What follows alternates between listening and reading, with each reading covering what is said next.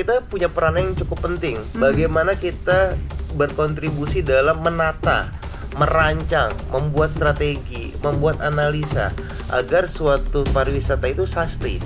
Jadi sebenarnya kemarin ini waktu pandemi kita agak terdistract sedikit dengan pandeminya gitu. Tapi PR ini nggak pernah selesai. Jadi sebagus apapun atraksinya, sebagus apapun fasilitas umumnya, harganya semenarik apapun, tapi kalau SDM-nya tidak kompeten, SDM-nya tidak sesuai dengan budaya pariwisata yang baik, nggak akan pernah bisa jalan. Kalau tadi ngomongin komitmen ya, memang komitmennya harusnya yang kayak gimana sih? Tapi kalau kita lihat inklusivitas, kayaknya jarang nih yang meneliti. Ini kita boleh neliti bareng ya nanti ya. Apakah benar-benar pariwisata di Indonesia itu mengangkat perekonomian masyarakat dalam arti tersedia banyak lapangan kerja, tapi orang-orangnya pada bisa ngakses nggak ya? Tadi mau ngobrol santai loh, kenapa jadi serius banget ya? Nggak bisa nih kayaknya nih ya, nggak bisa nih, udah ada Prof Dina, Mas Sony nih. Tapi memang ini adalah pariwisata. Tuturasi. Mari bertutur dan berinteraksi Sebarkan inspirasi lewat literasi. bersama Bang Son Dan Mbak Pen di Tuturasi.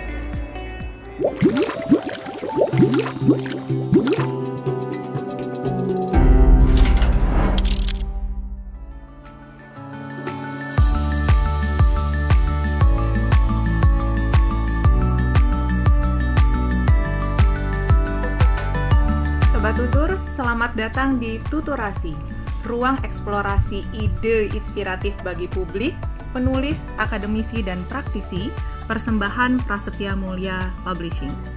Di ruang ini, kita akan mengeksplor lebih jauh ide, gagasan dari buku terbitan Prasetya Mulia Publishing, langsung bersama penulisnya dan juga narasumber yang pastinya relate dengan tema obrolan kita.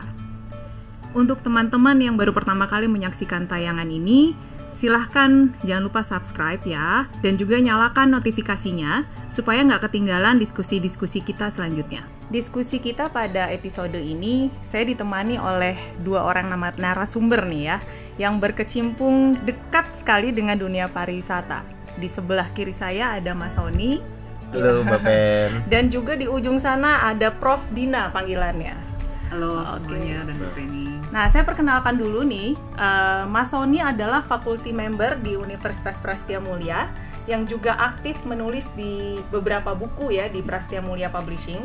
Antara lain yaitu judulnya Aplikasi Strategi Bisnis, ada juga seri Fenomena Bisnis Ekonomi Terkini, dan yang terakhir nih terbaru ya, Sobat Tutur, yaitu Ramu Resep Pariwisata Berkelanjutan. Mas Sony, boleh dulu dong menyapa Sobat Tutur kita.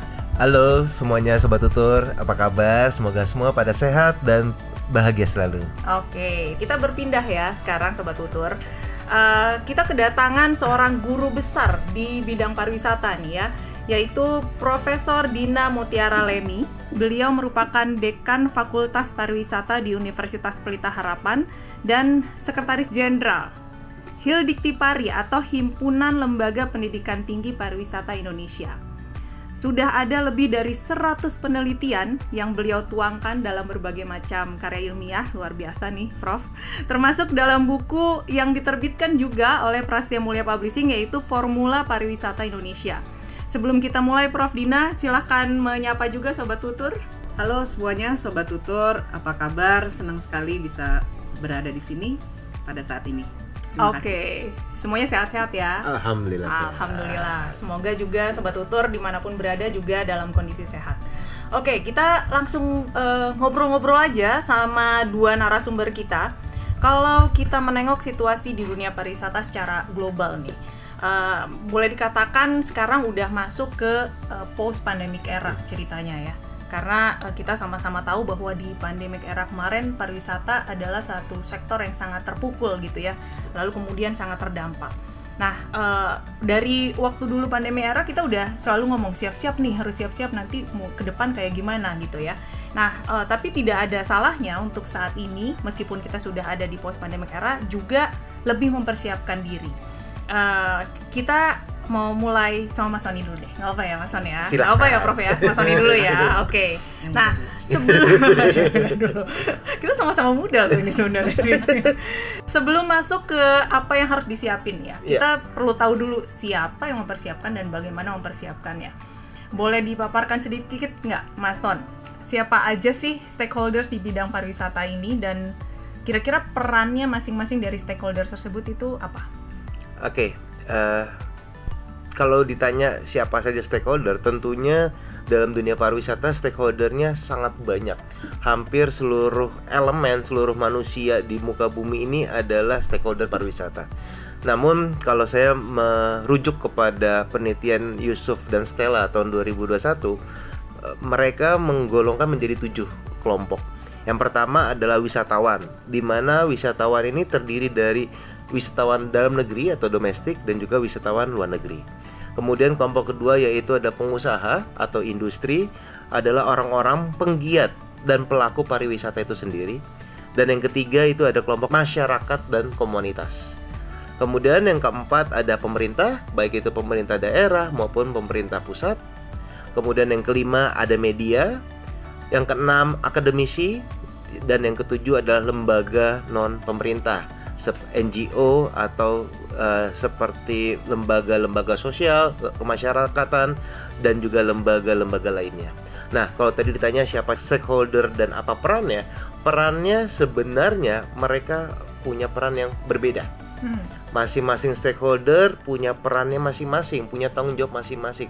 Tapi yang menarik dalam beberapa penulisan, termasuk tulisan saya menuliskan bahwa ketujuh stakeholder ini harus saling bersinergi, karena tidak bisa peran itu berdiri sendiri. Nah, kalau saya berikan contoh sedikit gitu ya. Yang pertama kita bicara pengusaha atau industri. Pengusaha atau industri tidak mungkin melakukan kegiatan bisnis tanpa support dari pemerintah. Perizinan misalnya bagaimana perizinan, kemudian yang kedua bagaimana supaya turis-turis domestik dan luar negeri mau ke Indonesia, kemudian bagaimana nilai tukar mata uang dan lain sebagainya. Selain dari pemerintah, pengusaha juga butuh dukungan dari masyarakat atau komunitas. Karena kalau kita bicara pariwisata itu tidak bicara hanya objek. Kita bicara suatu ekosistem. Di situ ada objeknya, ada makanan, ada budaya, ada story dan lain sebagainya.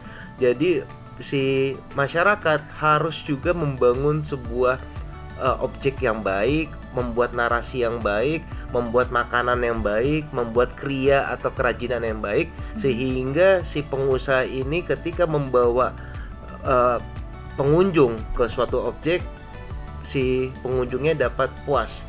Makanannya enak, hiburannya ada, atraksinya ada, kerajinannya ada, pulang bisa bawa oleh gitu. Jadi itu salah satu contoh bagaimana saling integrasi antara stakeholder. Itu tadi baru bicara pemerintah, masyarakat dan pengusaha. Belum lagi kita bicara media. Karena sekarang teknologi sudah maju, media ada media cetak, media elektronik. Media perannya sangat penting. Bagaimana kita bisa mengekspos, bagaimana kita bisa menginformasikan kekayaan alam Indonesia yang ada di ujung timur, ujung barat ke benua Eropa, ke benua Amerika dengan mudah. YouTuber sama vlogger itu salah satu masuk ke media. Salah satu masuk ke media karena mereka menjadi orang yang berkontribusi di dalam media. Dia akan membuat konten, kemudian dimasukkan ke YouTube-nya, kemudian nanti orang akan nonton YouTube dan menjadi tertarik dengan wisata Indonesia misalnya. Jadi berbagai macam, baik media yang sifatnya swasta, pemerintah maupun yang independen tadi, seperti yang YouTuber dan vlogger. Kemudian misalnya akademisi juga punya peran sendiri. Apalagi ada Prof di sini. Dan Bu Penny juga, Mbak Penny sebagai akademisi, kita punya peran yang cukup penting. Bagaimana kita berkontribusi dalam menata, merancang, membuat strategi, membuat analisa agar suatu pariwisata itu sustain, gitu. Karena kita tidak ingin pariwisata itu dinikmati sekarang, tapi tidak bisa dinikmati oleh generasi berikutnya. Kita nggak ingin juga pariwisata yang sekarang indah, kemudian orang datang membuat hancur, menjadikan itu tempat tumpukan sampah misalnya, atau tidak dipelihara, akhirnya juga tidak bisa sustain pariwisatanya. Jadi akademisi punya peranan penting juga dalam mapping besar bagaimana mendorong pariwisata terutama di pasca pandemi. Jadi itu beberapa contoh dan stakeholder yang berperan dalam meningkatkan pariwisata di Indonesia. Tadi tuh Mas Sony sempat juga sedikit menyinggung tentang elemen ya. Apakah itu lebih mengerucut ke destinasi pariwisata misalnya? Itu di situ ada elemen-elemen tertentu kah? Betul. Tadi bicara tentang elemen. Kalau kita bicara elemen, itu adalah suatu rangkaian yang membangun agar destinasi tersebut menjadi hidup gitu ya. Kalau saya mengacu kepada UNWTO gitu ya, tahun 2007 ada 6 elemen dalam destinasi pariwisata. Yang pertama atraksi. Jadi atraksinya bagaimana elemen atraksi itu dibangun, diperkaya, dipercantik, dikemas, dinarasikan agar menjadi daya tarik orang mau datang ke situ. Elemen itu bisa berupa alam, bangunan, budaya, dan juga berbagai macam kegiatan. Siapa yang membangun atraksi? Ini tadi multi stakeholder, pengusaha, masyarakat, pemerintah, media, akademisi bersama-sama membangun atraksi yang menarik dan juga sustainability itu. Kemudian yang kedua kita bicara fasilitas umum, elemen fasilitas umum dan fasilitas pribadi. Karena atraksi sudah bagus, alamnya bagus, bangunannya bagus, kegiatannya bagus, tapi tidak ada fasilitas umum, misalnya musola atau tempat mandi, toilet, atau bagaimana transportasi umum, kemudian jalanan, listrik, air dan lain sebagainya. Ini sinyal ya. Sinyal, apalagi sekarang. Sinyal kan. Orang nggak bisa update gitu. Padahal eksistensi di Instagram, di media sosial itu penting banget bagi anak-anak sekarang gitu. Jadi itu penting, fasilitas umum. Dan ini salah satu peran yang besar adalah pemerintah dan pengusaha di bidang fasilitas umum tersebut. Kemudian yang ketiga, elemen yang berdasarkan UNWTO adalah aksesibilitas. Atraksi bagus, tempatnya bagus, fasilitas umum tersedia, tapi kalau tidak bisa diakses juga orang nggak mau ke sana. Akses itu sekarang kalau kita lihat di episode tuturasi sebelumnya, kita bicara tentang virtual tourism gitu ya. Itu juga merupakan salah satu opsi aksesibilitas. Bagaimana suatu destinasi diakses oleh orang, oleh masyarakat, oleh konsumen agar bisa dinikmati. Itu elemen ketiga dari destinasi pariwisata. Kemudian yang keempat ada citra dan karakter. Setiap destinasi harus memiliki keunikan, ciri khas sehingga menjadi pembeda. Kenapa saya mau datang ke Bali? Kenapa saya mau datang ke Labuan Bajo? Saya mau datang Danau Siantar gitu. Karena setiap danau memiliki keunikan yang berbeda. Setiap pantai memiliki keunikan yang berbeda. Jadi perlu destinasi itu mendorong citra dan karakternya agar bisa dikomunikasikan dengan baik kepada masyarakat luas. Kemudian yang kelima itu harga. Harga kita nggak bilang murah gitu ya. Nggak selalu murah itu bagus dan nggak selalu mahal itu bagus. Yang paling penting adalah harus tahu segmennya. Harus tahu segmennya. Jadi mau harga murah boleh asal menyasar segmen yang pas, menengah atau menengah ke bawah.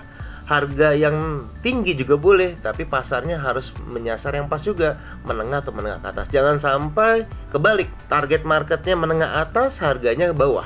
Atau kebalikannya, target marketnya menengah bawah, harganya atas. Akhirnya tidak terjadi fit, nggak cocok gitu antara kebutuhan konsumen dan juga si destinasi. Dan yang terakhir yang menarik, elemen yang dari UNWTO adalah sumber daya manusia. SDM-nya. Jadi sebagus apapun atraksinya, sebagus apapun fasilitas umumnya, harganya semenarik apapun, tapi kalau SDM-nya tidak kompeten, SDM-nya tidak sesuai dengan budaya pariwisata yang baik, nggak akan pernah bisa jalan. SDM ini kita tidak bicara hanya pendidikan, harus sekolah, kuliah, nggak juga gitu ya. Bagaimana cara berkomunikasi, hospitality-nya, keramah tamahannya, bagaimana kemampuan dia berbahasa, itu penting juga.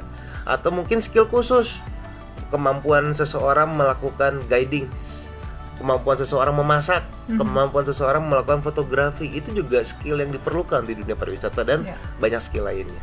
Kurang Oke. lebih itu elemen-elemen yang Banyak juga nih Mas. Ya. Jadi ada 7 stakeholders dan ada 6 elemen. elemen di destinasi pariwisata ya. Iya. Oke. Prof, banyak loh tadi stakeholder dan elemen-elemen di pariwisata ini ya. Tentu tantangannya di pariwisata sendiri itu besar ya. Menurut Prof sendiri, tantangan di pariwisata terutama di pasca pandemic era. Gimana, Prof? Baik, jadi tadi kita sudah dengarkan ya elemen dan juga stakeholder yang begitu banyak, memperlihatkan bahwa pariwisata ini adalah satu sektor yang luar biasa kompleksnya, ya, yang berawal dari orang hanya melakukan perjalanan untuk mencari sesuatu yang baru, tapi kemudian fenomenanya yang hadir tuh banyak banget, ya, orang akhirnya ada ide bisnis membuat akomodasi, membuat ini, dan sampai dengan akhirnya kita lihat pariwisata seperti sekarang Saat ini. begitu kompleks. Nah, tantangannya ya, pertama saya melihat ada tantangan dari komitmen pemerintah sebenarnya. Jadi kenapa komitmen pemerintah? Kalau kita lihat pariwisata ini pengembangan tuh nggak cukup hanya di satu level. Kita ada paling tidak tiga layer. Pertama level makro, ya, ada internasional, ya, bagaimana dunia internasional itu melihat pariwisata, keamanan internasional dan sebagainya. Kemudian di level meso, yaitu suatu negara itu pemerintahnya bagaimana, komit atau tidak. Lalu yang ketiga di level mikro, ya, para stakeholder inilah yang bergerak masuk masyarakat. Dan buat di Indonesia tiga-tiganya tuh masih PR gitu. Oke. PR besar PR banget. besar. Ya, jadi komitmen pemerintah itu sangat dibutuhkan untuk menghadirkan apakah memang pariwisata di suatu negara itu mau benar-benar diseriusin nggak, mau maju apa nggak nih, gitu. Sekarang kita lihat deh kayak Indonesia ya. Sebelum pandemi itu kan Presiden Jokowi udah bilang banget tuh, ini akan jadi sektor unggulan, bla bla bla dan sebagainya. Jeder di lapangan, apa yang terjadi? Tetap tuh orang antara imigrasi ribut sama orang, misalnya sama guide-nya, nanti ribut sama wisatawannya, tour operatornya. Jadi yang di ranah mikro nih masih harus menghadapi berbagai keruwetan tersendiri, gitu ya. Jadi ini masih jadi tantangan nih. Jadi sebenarnya kemarin ini waktu pandemi kita agak terdistract sedikit dengan pandeminya, gitu. Tapi PR ini nggak pernah selesai dan masih terus, gitu ya. Ditambah lagi tantangannya sekarang seperti ini, bahwa kita pun masih berada di bawah ancaman perubahan iklim. Itu nggak boleh dilupakan tuh, perubahan iklim. Dan Indonesia itu sudah komitmen loh untuk menjadi negara yang mengurangi emisi karbon. Iya, betul. Nah, tambah ruwet kan? Iya. Kita di lapangan aja masih carut-marut begitu ya. Betul, saya ngobrol-ngobrol sama teman-teman GIPI, Gabungan Industri Pariwisata Indonesia ya. Mereka pun dari segi investasi merasa kesulitan gitu ya. Tidak ada insentif misalnya, mereka harus bergerak sendiri dan sebagainya. Nah, tapi di pihak lain harus menghadapi juga masyarakat yang, masyarakat ini kalau saya katakan ya itu tidak bisa disalahkan. Kita lihat ya, banyak yang nggak mau nurut sama pemerintah. Betul. Belakangan ini isu yang lagi hot kan Bali ya. We never know gitu loh. Gila ternyata di Bali kok sampai sebegitunya. Ada yang kampung bule sendiri, udah punya regulasi sendiri bule gitu. Punya Ya. laundry Iya. atau ini pokoknya sampai segitunya. Dan pasti itu bule-bule itu tidak bergerak sendiri ya. Bukan bule ya, wisatawan asing lah. Jadi pasti kerjasama dengan masyarakat. Nah, kenapa masyarakat tergerak melakukan itu? Karena mereka khawatir nggak dapat kue pariwisatanya. And this is very classic. Jadi kenapa begitu? Orang jadi nggak mau nurut, takut nggak dapat kuenya. Kalau saya yang nurut, yang itu nggak nurut, yang itu didiemin, penegakan hukum nggak ada, gitu ya. Akhirnya saya nggak dapat apa-apa. Ini adalah problem-problem yang belum terpecahkan, yang kemarin terdistract sedikit ketika kita pandemi, ya. Ini challenge kita. Jadi tadi saya bilang ada komitmen pemerintah untuk penegakan hukum. Kedua, kita jangan lupa bahwa kita masih di bawah soal global warming ini, soal isu perubahan iklim. Dan ketiga, menurut saya, ini sebenarnya problem banyak ya. Aduh, kalau mau ngomong problem sih 1 semester. Ya, tapi 1 edisi episode ini nggak cukup. Nggak cukup. Nah, satu lagi adalah sumber daya manusia. Tadi disebut ya sebagai salah satu elemen penting. Satu kekhawatiran saya adalah gimana? Ke depan itu barangkali kita akan kesulitan untuk cari SDM yang mau kerja di bidang pariwisata. Semuanya pengen jadi YouTuber. Semua mau jadi YouTuber, satu. Kedua, ini saya ada kekhawatiran ya. Saya tidak against entrepreneurship. But when you say everyone should be an entrepreneur, who will work? Yes. Dan ini udah udah alumni kami yang udah bekerja di industri itu pada teriak, Mem, janganlah anaknya disuruh entrepreneur, nggak ada yang ngelamar kerja di kita, Mem, bingung saya nyari orang. Dan ini ke depan ya, kalau kita lihat generasi ke depan ini adalah generasi yang apakah mereka masih mau ya ngelayanin orang untuk hospitality dan sebagainya. Ini adalah problem yang dihadapi Singapura mungkin 20 tahun yang lalu. Nah, kalau Indonesia kita mau ngimpor tenaga kerja dari mana gitu. Ya. Nah, ini it's a problem loh, dan harus kita pikirkan karena gini. Sekarang mungkin belum terasa. What will happen in 20 years nanti tuh 20 tahun lagi apa yang terjadi? Jadi, padahal harapan saya ya, Mbak Penny dan Mas Sony, kalau misalnya sekarang semua udah tergantikan oleh AI dan sebagainya ya. Kita tuh bisa gini dari Indonesia, kita bisa ngomong, if you want to still experience true hospitality, through human touch, please come to Indonesia. Masih orang loh yang layanin, bukan robot gitu. Nah, tapi kalau ngelihat gejala-gejalanya kayak gini, sekarang, lalu pemerintah juga dorong entrepreneur. Saya semangat entrepreneurnya penting, tapi tidak juga semua orang tuh nanti digembar-gembar karena harus usaha sendiri.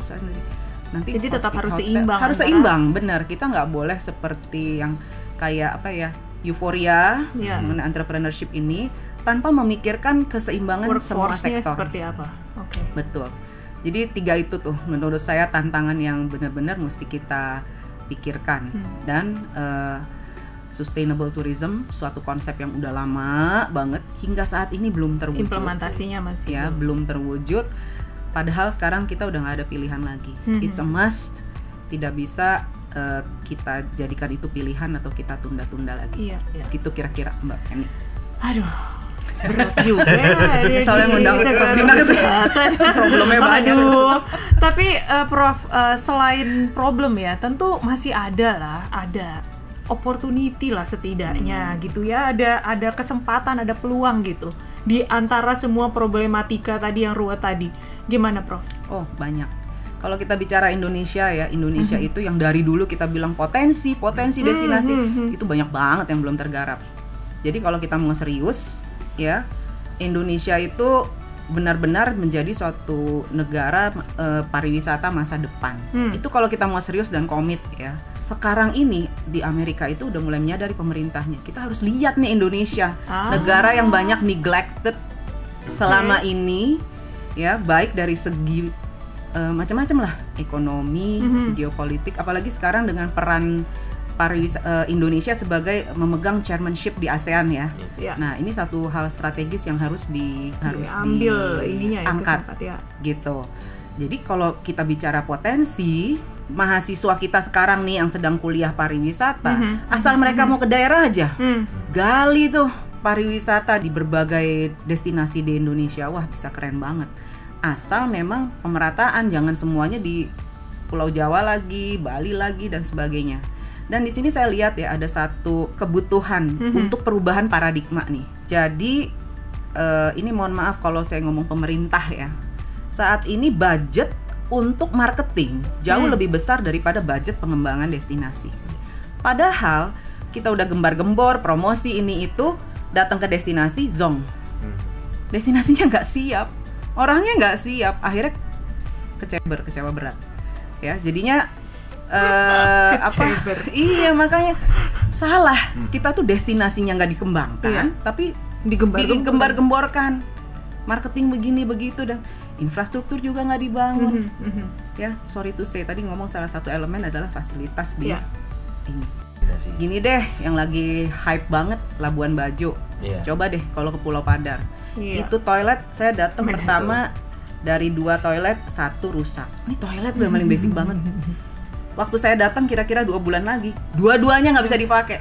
Padahal wisatawan tuh udah penuh bingits gitu ya, udah bayangin Pulau Padar di Labuan Bajo yang lagi hype, yang jadi top Icon. destination Nah. gitu ya. ya itu itu yang saya bilang di level mikro ini nih kita juga masih banyak persoalan. Di level pemerintah juga ya, kita apalagi kita masuk tahun politik.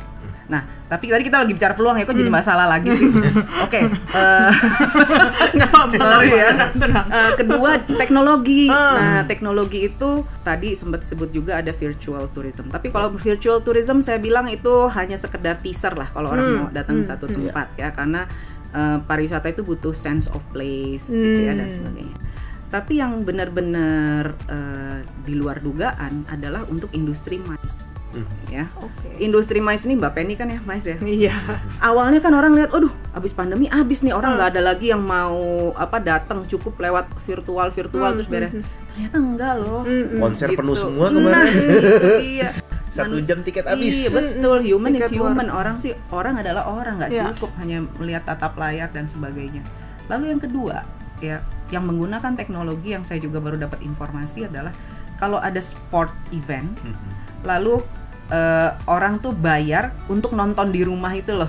Ya. Apa itu nama istilahnya? Itu ternyata triliunan duitnya. Ya, dan itu adalah masuk ke dalam ranah tourism juga, sport tourism gitu. Jadi itu adalah peluang-peluang yang muncul. Ya, lalu yang ketiga yang saya tadi kan masalah 3 ya, saya kasih peluang 3 juga deh biar imbang ya, jangan jatuh gitu. Ya, saya melihat sekarang semua pelaku pariwisata, terutama pelaku bisnis ya, mereka sudah paham akan manajemen risiko. Gara-gara pandemi kemarin, gila yang tadinya nggak punya manajemen risiko, begitu kena blar, abis kan ya usahanya. Pelan-pelan tuh bangkit, ngerti, oh berarti kalau saya punya usaha, paling tidak saya harus punya rencana cadangan nih, mitigasi kalau sampai ada apa-apa nih gitu. Dan itu saya lihat di beberapa daerah yang belakangan ini suka saya kunjungin, itu rata-rata pengusaha pada punya tuh UMKM. Jadi it's a good thing gitu ya. Jadi ada pembelajaran lah di balik ini semua. Mungkin itu Mbak, udah imbang kan ya? 3/3 gitu. Oke. Tadi atas kompleksitas tadi ya, tentu ini perlu diurai mungkin, dan perlu punya strategi tertentu gitu ya untuk mau di mana dulu, mikro dulu, meso atau makro atau seperti apa, atau mungkin Mas Sony punya pendapat sendiri tentang strategi apa sih yang bisa diramu begitu ya untuk meningkatkan pariwisata terutama Indonesia gitu ya, dengan kompleksitas yang tadi baru kita obrolin. Ya. Menarik gitu ya, seperti yang tadi disampaikan oleh Prof. Jena, banyak sekali masalah, dan saya yakin lebih dari 3 sebenarnya Prof ya. Cuman katakanlah itu adalah top of 3 dari masalah yang ada. Nah, kalau kita lihat dalam suatu bisnis, kita kacamata bisnis apapun termasuk di dalam tourism, bahwa segala permasalahan itu seperti benang kusut. Yang kalau tidak diurai, maka benang tersebut tidak akan pernah bisa lurus. Bagaimana cara mengurainya? Dengan berbagai macam stakeholder, siapa yang mengurai gitu ya. Dan bagaimana cara mengurainya, mulai dari mana? Kalau kita benchmark dengan industri-industri yang lebih tua gitu, industri-industri yang sudah matang sekarang, paling ideal adalah suatu negara sebagai lembaga terbesar di setiap daerah itu memiliki yang namanya blueprint ya, atau yang namanya cetak biru. Buat apa? Karena dari blueprint itu akan tergambar apa yang mau dikerjakan the next 20 years, 20 tahun atau the next 10 tahun paling dekat gitu. Dengan adanya blueprint tersebut, stakeholder diajak duduk bersama. Ada masyarakat, ada media, ada akademisi, ada lembaga non pemerintah, duduk bersama yang benar-benar serius, bukan ngabisin budget dan anggaran gitu ya. Ini benar-benar serius, 20 tahun lagi mau ngapain Indonesia, dan berbagi peran, berbagi tugas di situ. Karena saya lihat ini mungkin nggak akan pernah bisa dipecahkan oleh siapapun Presiden Republik Indonesia sendirian, atau siapapun Menteri Pariwisata ke depannya nggak akan pernah bisa selesai gitu.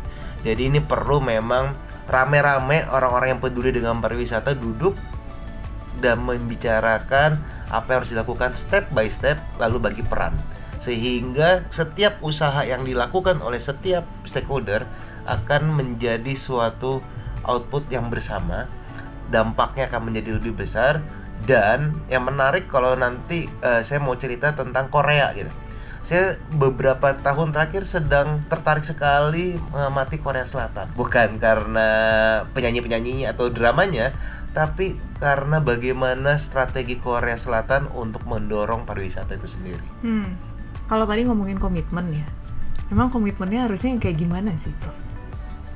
Komitmen itu kalau saya artikan berarti pemerintah itu pertama dia menyediakan minimal budget lah untuk kepariwisataan yang serius ya, seperti kita harus belajar sih sama permodelan negara yang lain. Yang paling dekat menurut saya adalah Thailand deh, kita belajar. Kenapa? Karena kita mirip-mirip nih sama Thailand. Walaupun kita lebih grand ya dari segi budaya dan dari segi luas sumber daya alam ya. Tapi paling tidak karakteristik alam, kemudian wisatawan, kemudian pariwisata yang ditawarkan itu mirip-mirip. Dan Thailand bisa sukses gitu, bisa membawa negaranya itu benar-benar komitmen sama pariwisata gitu ya, negaranya. Nah, itu yang perlu ada nih. Saya sadar sekali bahwa Indonesia ini sangat luas, sangat amat luas. Jadi kalau tadi ngomongin strategi ya, berarti strateginya itu barangkali tidak ada satu strategi yang fits all. Itu nggak mungkin. Ini negara kita nih besar ya, jadi harus ada beberapa strategi yang mungkin akan diterapkan di tempat-tempat yang cocok gitu. Jadi kalau di daerah sini pakai apa, di sini pakai apa gitu ya. Tapi pemerintah harus komit dalam arti satu, membuat aturan atau regulasi yang ditegakkan, Mbak. Law enforcementnya nggak bisa nggak kok, harus ada itu law enforcement. Karena kalau tanpa law enforcement, orang berbuat salah didiemin aja. Nah, itu yang akhirnya menjadi cikal bakal keberantakan itu tadi di berbagai level ya. Jadi harus ada tuh. Kedua, harus ada komitmen pendanaan gitu ya, artinya budgeting yang benar buat pariwisata, benar-benar nih buat pariwisata. Dan ketiga, memang komitmen itu diwujudkan juga misalnya ya, menurut saya peran kita nih akademisi adalah kita independen, bebas ngomong, tidak terikat pada kebutuhan politik apapun ya. Kayak saya suka cuek tuh ngomong ini pemerintah harusnya begini-begini ya, mumpung saya akademisi gitu ya, saya di ruang bebas menurut saya. Saya nggak terikat sama apa-apa kok, supaya ya kalau didengar bagus, enggak ya udah, yang penting saya udah sampaikan gitu. Nah, jadi dari segi akademik mungkin itu kita punya peran untuk mengkritisi, mengawal gitu ya, lalu juga membuat konsep-konsep yang kira-kira bisa diterapkan gitu ya. Lalu juga akademisi di tingkat dasar yang paling segala macam, menurut saya tuh sangat penting dari anak-anak yang masih early banget gitu ya, itu tuh untuk dididik tuh mengenai kepariwisataan dan hubungannya yang kemana-mana. Kita berhubungan dengan lingkungan. Kalau kita ngomong sustainable tourism aja kan ada 4 pilar ya, ada tata kelola, sosial, keberlanjutan ekonomi, keberlanjutan budaya, keberlanjutan lingkungan gitu ya. 4 itu aja diajarkan supaya Indonesia nih masyarakatnya tuh benar-benar memahami pariwisata secara baik gitu, secara tepat ya. Bukan hanya memandang pariwisata itu sebagai penyelamat ekonomi. Nah, kalau pandangan kita adalah pariwisata sebagai penyelamat ekonomi, itu udah wassalam deh. Jadi semata-mata yang dianggap tuh hanya duit gitu. Iya. Padahal banyak hal yang harus kita lakukan. Ujung-ujungnya mungkin akan memberikan manfaat ya, tetapi jangan itu yang dikejar. Kalau bicara soal ini ada soal inklusivitas nih, Mbak Penny. Ini juga menarik nih. Jadi gini, pariwisata selalu dilihat dia itu salah satu problem solution untuk ekonomi gitu ya. Dia akan bisa meningkatkan pemasukan suatu negara. Oke, itu level makro. Tapi kalau kita lihat inklusivitas, kayaknya jarang nih yang meneliti. Ini kita boleh neliti bareng ya nanti ya. Apakah benar-benar pariwisata di Indonesia itu mengangkat perekonomian masyarakat dalam arti tersedia banyak lapangan kerja, tapi orang-orangnya pada bisa ngakses nggak ya? Orang-orang di destinasi tuh jangan-jangan mereka ngelihat doang. Yang datang orang dari lulusan Prasmul yang kerja di situ misalnya gitu ya. Lalu memang sih tersedia lapangan kerja, mereka bisa kerja, tapi kita lihat posisinya, jangan-jangan mereka kerja cuma jadi yang level terbawah misalnya gitu. Inklusivitas tuh untuk jangan hanya mengiris kulitnya lebih saja, tapi juga sampai ke. Jadi dalam pariwisata itu jangan hanya ukuran-ukuran makro yang kita lihat. Iya. Kalau mau benar-benar tourism sustainable tourism, kita harus lihat irisan ke mikronya. Itu tuh. Ya, soalnya tadi mau ngobrol santai loh. Kenapa jadi serius banget ya? Nggak bisa nih kayaknya nih ya. Nggak bisa nih, udah ada Prof Dina, Mas Sony nih. Tapi memang ini adalah pariwisata nggak bisa dianggap sebelah mata juga gitu ya. Karena mau sesantai-santainya kita ngobrol pariwisata, healing dan seterusnya, tapi ternyata di balik itu kompleksitasnya itu sangat tinggi gitu ya. Sayang sekali ini waktunya sudah pengen banget ngobrol terus ya. Nanti saya sambut tadi berkaitan dengan meneliti bareng dan juga ada aksi nyata tentu dari para akademisi begitu ya untuk pariwisata ini. Jadi kalau misalnya boleh disimpulkan nih ya, Sobat Tutur ya, berkaitan dengan apa yang tadi kita obrolin nih. Yang pertama adalah pariwisata merupakan sebuah sektor yang sangat kompleks, baik itu dari stakeholders-nya, ada elemen yang ada di dalamnya, dan memiliki atau memerlukan komitmen yang sangat tinggi dari pemerintah. Semoga ini juga didengarkan oleh semua elemen masyarakat, terutama juga pemerintah, bahwa komitmen dari pemerintah berkaitan dengan anggaran dan juga komitmen tentang penegakan hukum itu menjadi penting. Untuk apa? Untuk lalu kemudian mengeksplorasi dan juga mengangkat potensi-potensi. Jadi selain ada tantangan yang banyak sekali yang perlu kita urai satu-satu dari level makro, meso, dan mikro, tentu kita juga perlu untuk mengangkat dan membuka potensi dan juga peluang selebar-lebarnya. Masih banyak yang perlu untuk kita tingkatkan. Salah satunya ada di sports tourism, ada di MICE atau di business events. Lalu kemudian kita juga perlu untuk meningkatkan bagaimana para stakeholders pariwisata, juga pengusaha berkaitan dengan manajemen risikonya. Membuat blueprint bersama-sama itu juga menjadi penting, karena bisa jadi blueprint setelah pandemi ini berbeda dengan sebelumnya begitu ya. Jadi perlu di rethinking mungkin atau di definisi begitu ya. Benchmarking juga tetap perlu untuk dilakukan. Mungkin kita tidak bisa sampai ke titik ideal, tapi setidaknya semua elemen termasuk akademisi itu berkontribusi. Saya tadi ingin menekankan salah satu yang dari Prof Dina, melibatkan anak-anak ya. Jadi edukasi tentang pariwisata dari sejak dini. Dan sehingga nanti pariwisata ini berkelanjutan dan tidak ada lagi gap generation gitu, jadi tidak berhenti begitu ya, Prof ya. Dan terakhir adalah inklusivitas, di mana nggak mungkin pariwisata berjalan jika kita tidak merangkul dan tidak inklusif. Semoga tuturasi episode kali ini setidaknya ya membuka diskusi-diskusi lain. Jika Sobat Tutur memiliki pendapat atau pertanyaan, bisa juga untuk ditulis di kolom komentar ya. Tentu juga bisa menghubungi kami untuk nanti berdiskusi langsung sama Prof Dina dan Mas Sony di sini, menjawab apa keresahan mungkin dari Sobat Tutur semua tentang pariwisata ini. Nah, terima kasih Mas Sony dan Prof Dina atas sharingnya ya, pengetahuan, pengalaman. Mungkin tadi ada pesan-pesan julid juga gitu ya, tapi itu penting nih ya untuk kemajuan pariwisata Indonesia. Seru banget untuk mendiskusikan apa strategi yang bisa kita ambil untuk mendukung pariwisata dalam negeri. Sobat Tutur yang tertarik ya untuk tahu lebih dalam, tadi tulisannya Mas Sony ya. Nah, di sini di hadapan kita sudah ada buku ramu resep pariwisata berkelanjutan ya. Di sini salah satu tulisan dari Mas Sony ada di sini ya. Silahkan dibaca bagaimana tadi strategi, lalu stakeholders dan seterusnya, yang tentu akan membawa inspirasi untuk kita semua. Dan juga Sobat Tutur, jangan lupa untuk subscribe di channel ini ya. Bunyikan loncengnya supaya tidak tertinggal di episode-episode selanjutnya. Prof, kita ada salam literasi nih ya. Gini ya. Jadi sampai berjumpa lagi di episode berikutnya di Tuturasi. Salam literasi.